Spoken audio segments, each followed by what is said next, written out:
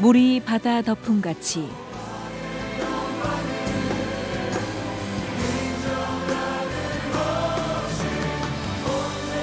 하나님의 영광을 인정하는 것이 온 세상에 가득하기를 기도하며 전북 CBS가 마련한 말씀 전파의 시간 물이 바다 덮음같이, 오늘 말씀에 극복하게 하시는 희망의 빛이란 제목으로 정읍 명성교회 권형준 목사입니다. 성경 본문은 마가복음 2장 1절에서 12절 말씀입니다.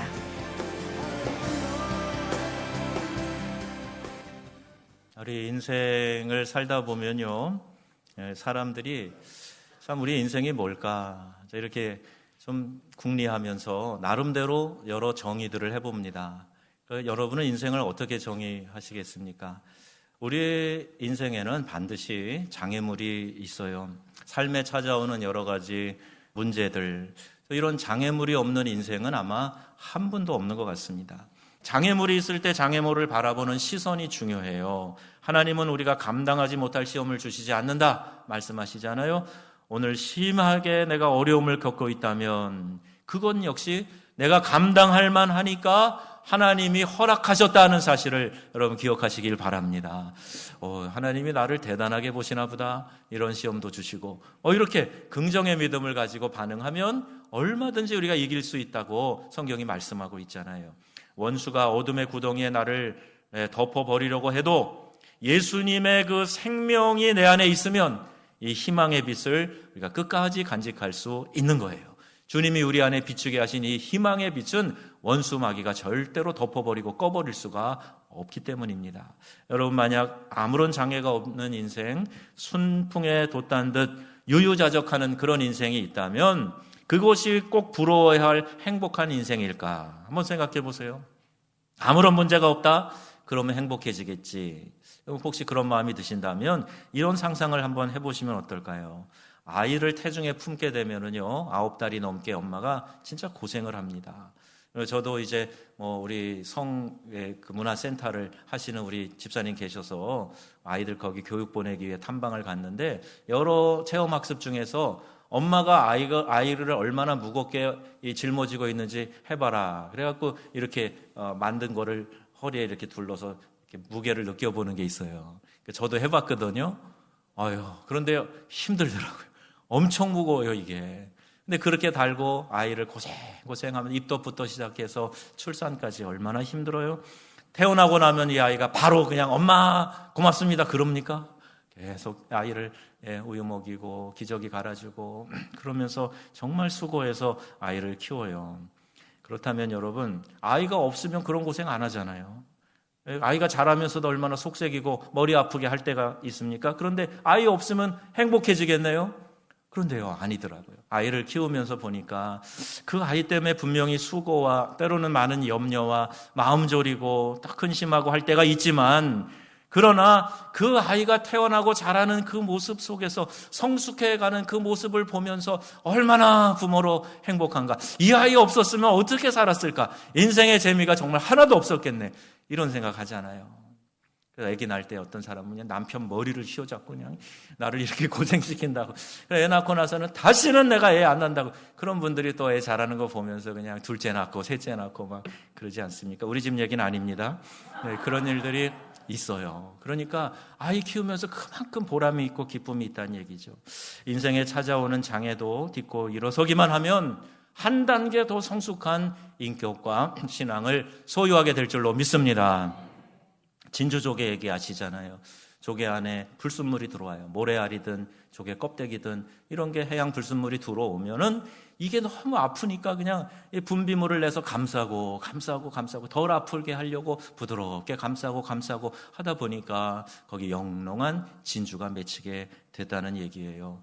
여러분, 우리도 고통의 문제가 들어오면 이거에 오히려 나의 삶을 아름답게 만들어줄 수 있는 기회가 되었다라고 생각하셔서 이 장애를 딛고 일어설 수 있기를 바랍니다. 그러므로 믿음의 사람은 장애에 굴하지 않는 사람입니다. 오히려 장애를 넘어서기 위해서 지붕 위로 올라가서 지붕을 뜯어내면서 길을 만드는 사람이, 그 사람이 믿음의 사람인 거예요. 믿음 좋은 척하면서 어려움이 닥치면 그냥 푹 기운을 빼고 있으면 그 진짜 믿음이 아닌 거죠.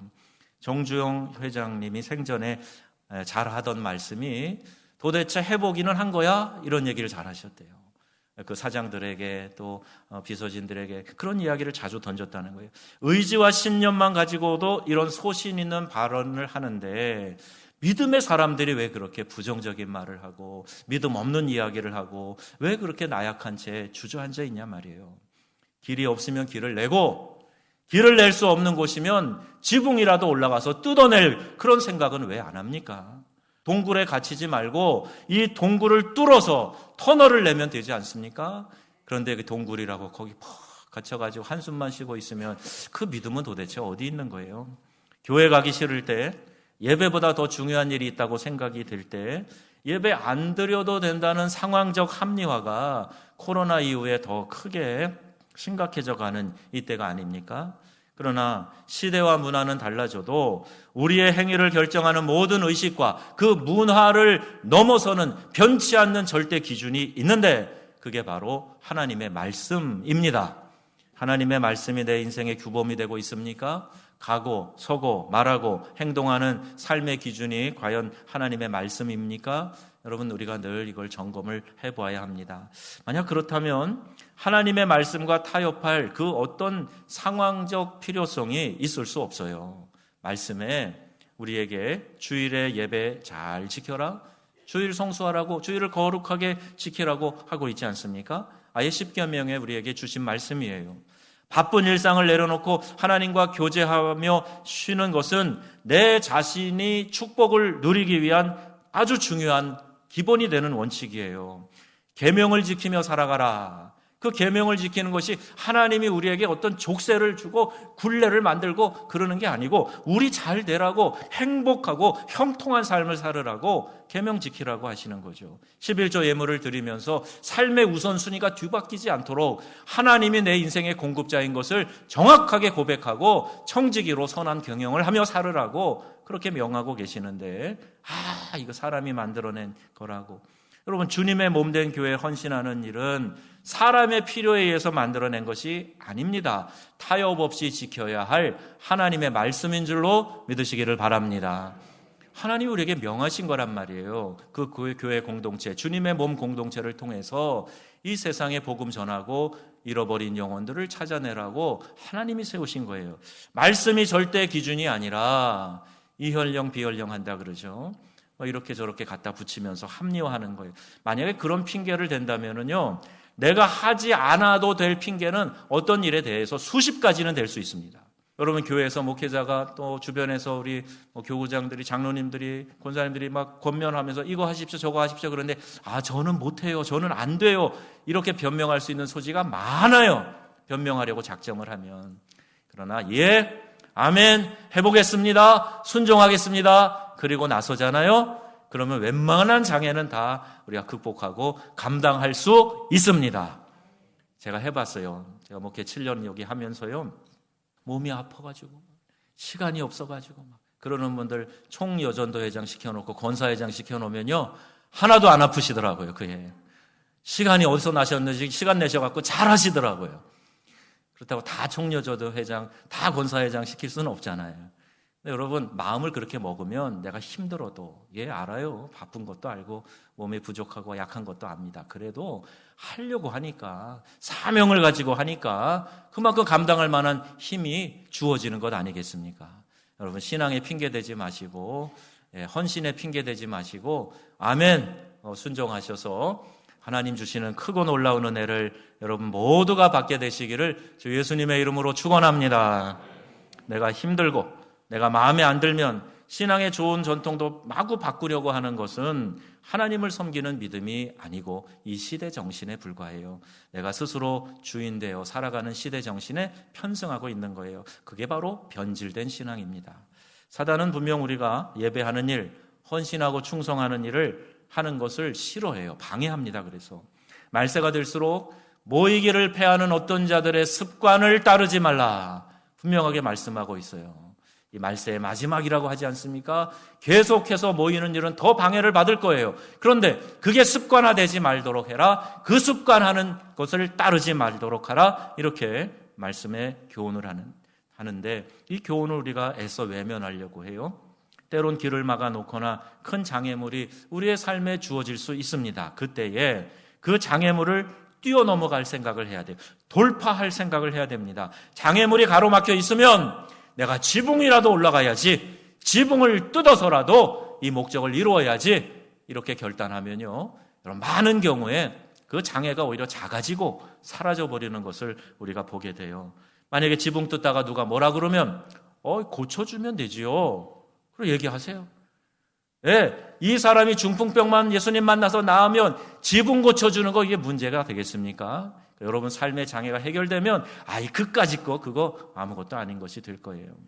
구원받은 믿음은 매우 개인적인 겁니다. 내가 예수 그리스도를 나의 구주로 구원자로 고백하고 받아들이면 구원이 임한다고 말씀하셨어요. 그러나 구원 이후에 신앙인으로 살아가는 데에는 공동체의 믿음이 아주 중요합니다. 내가 어떤 믿음의 그룹과 교제하느냐 하는 게 중요해요. 세상 친구들만 많아가지고 만나면 늘 그런 얘기만 하잖아요. 그럼 이상하게 이 세상을 따라가려고 하는 마음이 자꾸 여기서 생겨요. 나도 좀 저렇게 놀아볼까? 저렇게 살아볼까? 이런 유혹들 말입니다. 그런데 믿음의 사람들과 만나서 교제하다 보면 내가 신앙에 좋은 도전을 받고 누군가로부터 그 귀한 간증을 듣게 되면 그 사람이 새신자일 수도 있어요. 그러면 도전을 받고 나도 주님께 더 가까이 가는데 노력해야 되겠다. 이런 영적 시너지가 일어난단 말입니다. 여러분 내년에는 목장 모임 잘 하시기를 바랍니다. 신앙의 교제권 안에서 서로 이야기하다 보면 그 영적 시너지가 생기게 되는 거죠. 어떤 믿음의 그룹과 교제하느냐 중요해요. 어떤 전통을 쌓은 교회에서 신앙생활 하느냐 이거 중요해요. 우리 역사 편찬하는 이유가 우리도 과오가 있어요. 좋지 않은 것도 있어요. 근데 그런 것들은 그 과오를 그 전철을 다시 밟지 않고 좋은 것들은 우리가 더 그것을 개발하고 더 집중해서 더 활성화시키자. 그런 뜻에서 우리가 역사를 하는 거예요. 여러분 우리 안에 좋은 것들이 많이 있지 않습니까? 이제 우리 교회가 그런 좋은 전통으로 세워지게 되면 이 정읍 지역에 이 전라북도 지역에 영적 판도를 바꾸는 교회가 될 줄로 믿습니다. 그렇게 믿습니다. 아멘. 분명히 확신해요. 3절 말씀 한번 보겠습니다. 사람들이 한 중풍병자를 4사람에게 메워가지고 예수께로 올세. 그리고 5절에 예수께서 뭘 보셨어요? 그들의 믿음을 보시고, 이 협력하는 믿음을 예수님이 보셨다고 말하는 거예요. 그들의 믿음은 과연 누구의 믿음을 말하는 겁니까? 3절 문장에 보면 그 문장의 주어가 사람들입니다. 사람들이 4사람에게 한 병자를 메워가지고 예수께로 간 거예요. 그런데 지붕 위로 올라가 지붕을 뚫은 사람은 분명 상을 메고 있는 4사람이었겠죠. 또 중풍병자는 어떤 믿음을 가졌는가 정확히 알 수는 없지만 적어도 여느 다른 기적을 체험한 다른 인물들처럼 적어도 나를 좀 예수님께 데려다 주세요. 저분 만나고 싶어요. 이런 믿음 정도는 가졌을 것 같아요. 그런 간절한 열망이 있으니까 주변 사람들이 그래 어떻게 해보자. 그리고 침상에 달아매고 들고 가고 그 난리를 한 거 아니겠어요? 그래서 여러분 어떻게 해서든지 내가 주님을 만나야 되겠다. 이 마음을 갖는 거 이게 얼마나 우리의 신앙에 중요한 것인지 몰라요. 근데 예수님께서 그들의 믿음을 보셨다. 그 마음을 가진 사람들, 협력하는 사람들, 그들의 믿음을 보셨다. 말씀하는 거예요. 성령은 하나 되게 하시는 영인 줄로 믿습니다. 하나님은 우리를 하나 되게 하세요. 가정을 하나 되게 하시고 교회를 하나 되게 하시고 내가 일하는 직장 공동체 사람들의 마음을 얻어서 하나 되게 만드시는 하나님이십니다. 마귀는 정반대예요. 디아블로 나누는 거예요. 마귀의 이름 자체가 별명 자체가 나누는 자, 참소자라는 뜻을 가지고 있어요. 그러니 여러분 내가 지금 나누는 일에 쓰임받고 있다. 누군가를 참소하는 일에 쓰임받고 있다. 절대로 하나님의 일이 아닌 것입니다. 부부를 하나 되게 하시고 또 가정을 하나 되게 하시고 성령 안에서 교회를 하나 되게 하시는 그 성령의 역사에 우리 모두가 민감해서 하나 되는 믿음의 협력자들이 다 되시기를 주님의 이름으로 축원합니다. 반면에 예수께서 중풍병자를 고치실 때 사용하신 말씀이 있어요. 작은 자야 내 죄사함을 받았느니라. 이렇게 말씀하시니까 예수님이 하신 말씀에 이 꼬리를 잡고 험담하는 사람들이 나오게 돼요. 7절, 8절 말씀 보겠습니다. 다 같이 7절, 8절 말씀을 함께 읽습니다. 오직 하나님 한 분 외에는 누가 능히 죄를 사하겠느냐? 그들이 속으로 이렇게 생각하는 줄을 예수께서 아시고. 아멘. 똑같은 기적을 보면서 기뻐하는 믿음의 사람들이 있었고, 방법을 문제 삼아서 험담하는, 가십을 만드는 사람이 있었던 거예요. 그래서 그들의 믿음과 그들의 험담, 이걸 한번 여러분 대비해서 생각해 보세요. 우리는 어느 쪽의 그들이 돼야 되겠습니까? 똑같은 주님의 기적을 바라보면서, 야, 놀랍다. 우리 주님이 이런 놀라운 일을 일으켜 주셨다. 야, 너 수지 맞았다. 축하한다. 할렐루야. 이런 그들이 돼야 될까? 아니면 저 방법이 틀렸네. 어떻게 저런 말을 해? 어떻게 안식일에 어떻게 저런 말로 신성모독하듯이 이야기를 해? 그러면서 험담하는 그들이 되어야 되겠습니까? 여러분, 마음을 움직이는 것도, 주님의 마음을 움직이는 것도, 사람의 마음을 움직이는 것도 꼬집어주는 말이 아니라 믿어주는 믿음에 있습니다. 지금 잘하고 있는 것, 지금 있는 자리에서 좀 더 열심히 하게 하고 더 뜨겁게 하도록 노력하고 기도하는 것이 성숙한 신앙인의 자세인 것입니다. 지적해서 고치려 하기보다는 자원하는 사람이 필요해요. 깨끗한 우리 교회 로비 1층에 더러운 오물이 떨어져 있어. 어우, 더러워. 누가 이걸 여기다 이렇게 해놨어. 이게 누가 한 거야? 아유, 이거 치워야 되는데 냄새 나네. 이런 얘기는 누구나 다 할 수 있어요. 그런데 여러분, 내가 슬그머니 조용히 가서 이제 위생장갑 끼고 그 더러운 거를 싹 치워내고 청소하는 거, 이게 진짜 믿음의 사람, 헌신자들이 하는 거예요. 말로는 지적하는 거는 누구나 다 하지만, 그러나 내가 나서서 그것을 바꿔보고 고쳐보는 일에 내 자신을 드리는 것은 믿음의 사람이 할 수 있는 겁니다. 어떤 사람에게 정말 변화를 기대하신다면 격려해 주는 것 10 가운데 9이 돼야 돼요. 그리고 조심스럽게 한 가지를 그것도 부드럽게 이야기를 해줘야 됩니다. 그래, 범사에 지적하고 고치라고 말하면 그거 듣는 사람 힘을 잃게 될 가능성이 매우 높습니다. 여러분, 이 원리는 자녀 양육을 포함한 모든 대인관계에 다 적용됩니다. 사랑으로 격려하면 내 자녀도요, 야, 내가 정말 너 사랑하니까, 내 자식이니까 너 참 훌륭한데 옥의 티 같은 거 요거 고쳐. 그리고 항상 고쳐. 이 이야기만 하면요, 그게 고쳐집니까? 고쳐지기는커녕 아이가 주눅 들고 이제 엄마 말 듣기 싫어하고 오히려 이상하게 반항하고 빗나가는 일이 더 많아요. 여러분, 이 원리를 잘 알아서 서로 격려하고 서로 칭찬하는 우리의 믿음의 권속들 다 되시기를 축복합니다. 자, 설교를 하는 목사는 어떨까요? 하나님이 주시는 메시지를 대언하는 사명과 보람으로 삽니다. 그것이 목사의 역할이기에 그 역할을 기대하고 인정하는 사람이 말씀을 통해서 은혜를 받게 되는 거예요. 훌륭한 부흥강사 오시면 물론 말씀이 훌륭하지만, 야, 저분이 오셔서 말씀하시니까 야, 은혜 되겠네. 기대감을 가지고 기도하면서 준비하고 말씀을 들으니까 더 은혜 받는 거예요. 내가 사람을 기쁘게 하랴, 하나님을 기쁘시게 하랴. 이 사도들의 반문은 말씀을 전하는 사역자마다 다 저변에 품고 있는 자의식입니다. 이 의식이 살아 있어야 진정한 하나님의 종, 진정한 메시지를 전하는 메신저가 될 수 있는 거예요. 하지만 현실은 그렇게 넉넉하지 않아요. 누군가에게 부담이 되어 이 말씀이 은혜가 아닌 시험거리가 되면 어떡하나. 늘 노심초사해야 되기 때문이에요. 여러분, 건강한 신앙을 가지려면 교인들은요, 나를 마사지 해주는 말씀이 아니라 내게 주시는 하나님의 메시지를 찾아야 됩니다. 나에게 지금 무슨 말씀을 하나님이 주시는 거지? 이 메시지를 찾아야 돼요. 작은 차이지만 정반대의 뜻이 있어요. 마사지는 그냥 부드럽게 어루만져서 풀어주는 것 정도예요. 메시지는 하나님의 뜻을 전해주는 거예요. 그래서 전달 방법의 문제나 문장의 수려함에 근거하는 것이 아니라 하나님이 주시는 그 메시지 자체가 무엇인가를 전달받으려고 하는 그 강렬한 마음을 가지고 말씀을 사모하게 될 때 여러분 안에 놀라운 하나님의 은혜가 우리를 역사하셔서 회복해 하시고 우리에게 부어주시는 그 놀라운 하나님의 은혜가 임하게 될 줄로 믿습니다. 오래전에 언젠가 참 설교가 쉽지 않았던 수요 예배가 있었어요. 집중도 잘 안 되고 이른바 소위 죽 썼다 하는 그렇게 생각되는 설교였습니다. 그런데 예배에 나왔던 분 가운데 어떤 분이 제게 이런 메시지를 보내왔어요. 목사님, 늘 귀한 말씀 감사드려요. 늘 애쓰시는 목사님 존경하고요. 중간 생략하고 말씀에 또 힘없고 남은 주간 잘 살아가겠습니다. 감사합니다, 목사님. 자, 이렇게 왔습니다.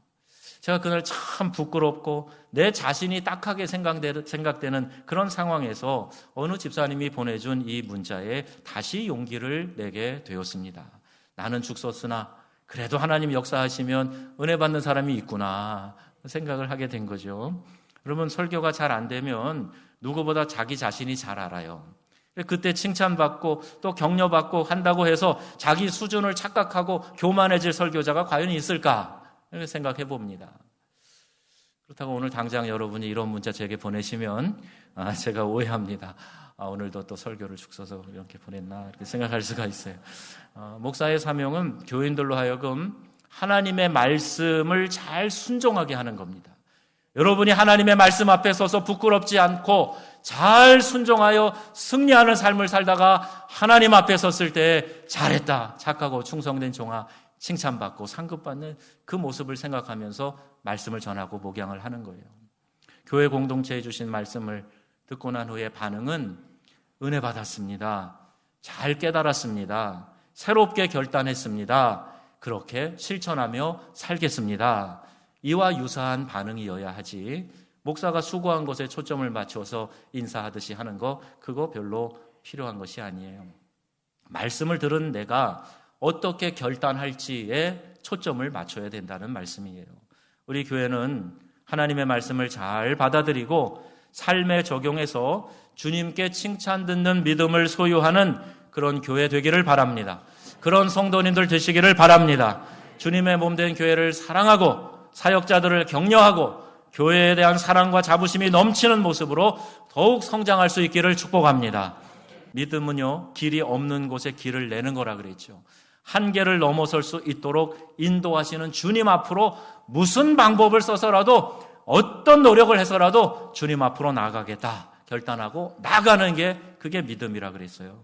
믿음은 주님께 나가는데 방해가 되는 일을 없애기 위해 지붕이라도 올라가서 지붕이라도 뜯어내는 적극적인 결단, 이게 믿음입니다.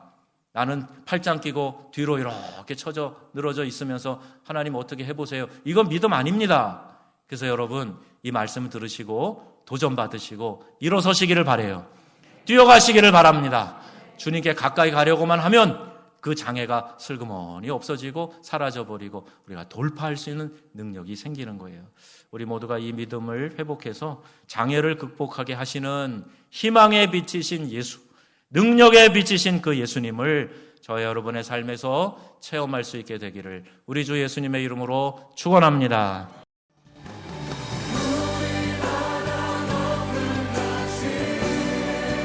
하나님의 영광을 인정하는 것이 온 세상에 가득하기를 기도하며 전북 CBS가 마련한 말씀 전파의 시간, 물이 바다 덮음같이. 오늘 말씀에 정읍 명성교회 권형준 목사였습니다.